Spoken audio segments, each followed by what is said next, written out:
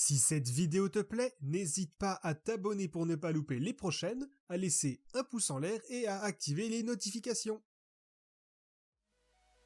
La fin du mois approche, il est donc temps de faire le tour des sorties à venir durant les prochaines semaines. Bienvenue sur la chaîne Tekendo, je vous ai effectué aujourd'hui une petite sélection des jeux à venir sur la Nintendo Switch en mars 2021. Tout comme le mois dernier, vous y verrez des grosses sorties, des jeux un peu moins attendus et peut-être un jeu en ligne. C'est parti!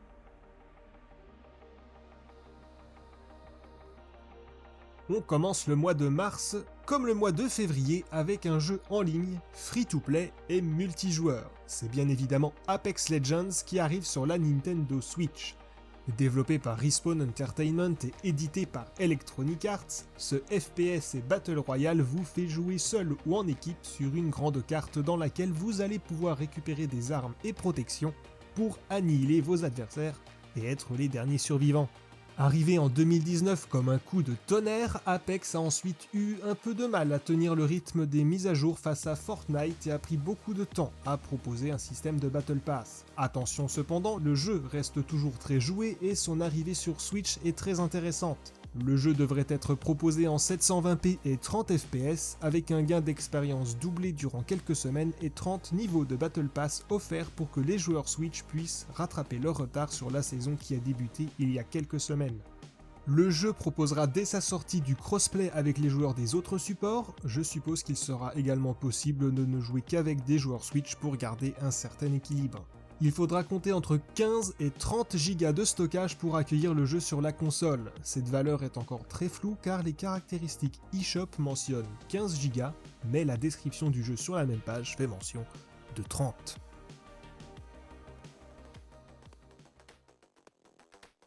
Sorti en octobre 2020 sur les consoles de PlayStation, le dernier opus de la série Crash Bandicoot arrive sur Switch. Dès le 12 mars, il sera de nouveau possible de prendre en main le jeu de plateforme développé par Activision dans une version pleinement dédiée à la console de Nintendo. Au-delà d'un simple portage, la version Switch de Crash Bandicoot 4 dispose d'un fort retravail qui lui est propre avec des modèles 3D adaptés et un cel shading ajouté pour contrer quelques éléments visuels qui pourraient être plus pauvres que sur les autres consoles. Le jeu sera jouable en 1080p en docké et 720p en portable, le tout à 30 fps. Les premières images du jeu publiées sur YouTube montrent que le jeu arrive dans un très bon état sur la console et il est intéressant de voir que le studio a mis des moyens réels dans le développement de cette version Switch. Peut-être que les ventes de la Insane Trilogy il y a quelques mois sur Switch ont pesé dans cette décision. Le travail mené est un bon exemple de ce qu'il faut faire sur la Switch et pas de simple portage ou chose qui est juste pour dire que le jeu arrive sur la console dans un mauvais état.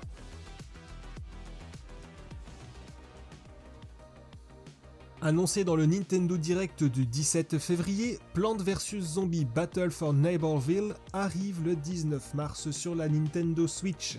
Comme dans les autres jeux de la franchise, deux camps s'affrontent, les plantes et les zombies.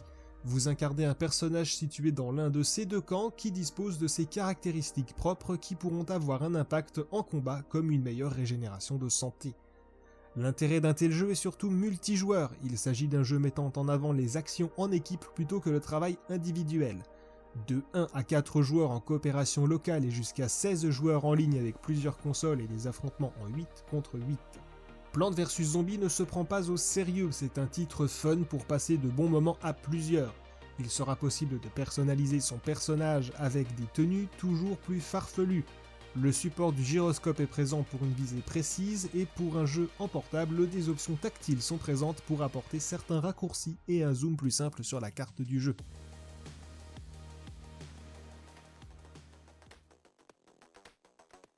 Déjà sorti l'année dernière sur la console, Hades s'offrira une version physique le 19 mars 2021. Coûtant 30€, cette version donne évidemment une version du jeu sur une cartouche, mais également un livret de 32 pages illustrées montrant les différents dieux et personnages du jeu, ainsi qu'un code de téléchargement pour l'OST du jeu ayant une durée d'environ 2h30.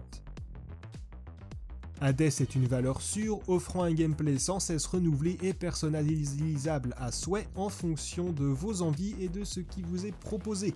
La durée de vie du jeu dépend uniquement de vous et de vos objectifs personnels, en plus de ceux déjà proposés par le jeu.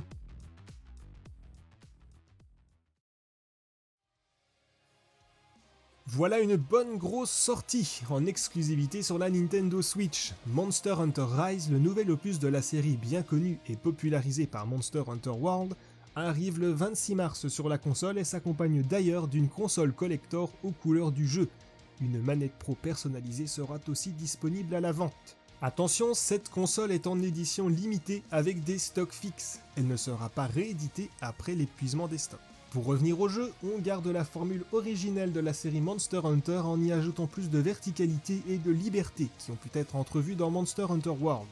Pour cette fois, plus de temps de chargement entre les différentes zones de jeu, on se place dans des environnements plus grands et ouverts avec une possibilité de jeu aérien et des déplacements très libres. Jouable de 1 à 4 joueurs en local et en ligne, Monster Hunter Rise vous permettra de partir chasser des monstres toujours plus grands, très stylés et complexes à vaincre pour réussir vos missions et objectifs. Une nouvelle fonctionnalité vous permettra également de prendre le contrôle de certaines créatures en les chevauchant durant une durée limitée.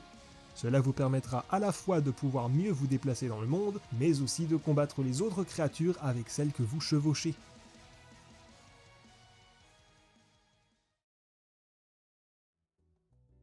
Je ne vous cache pas avoir hésité avant de mettre ce jeu dans cette vidéo.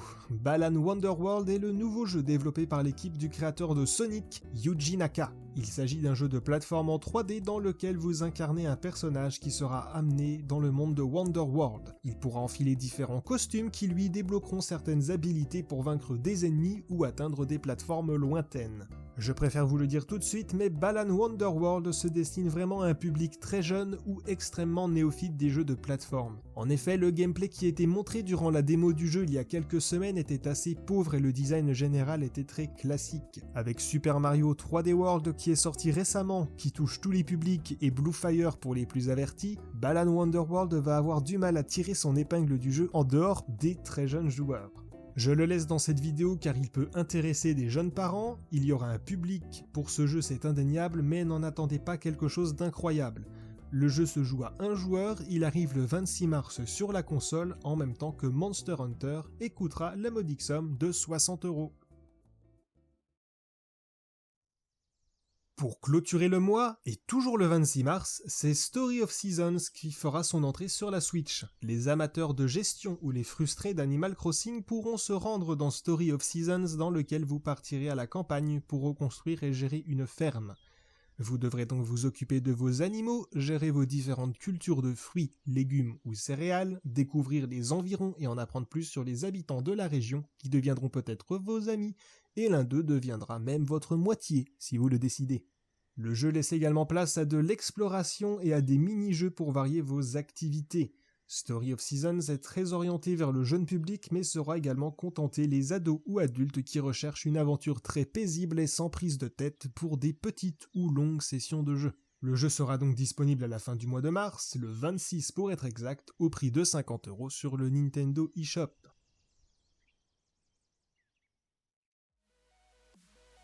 Nous en avons terminé avec les sorties du mois. Encore une fois, il ne s'agit que d'une sélection de titres attendus ou intéressants à suivre et de nombreux autres jeux pour tous les goûts et tous les budgets sortent chaque jour sur la Nintendo Switch.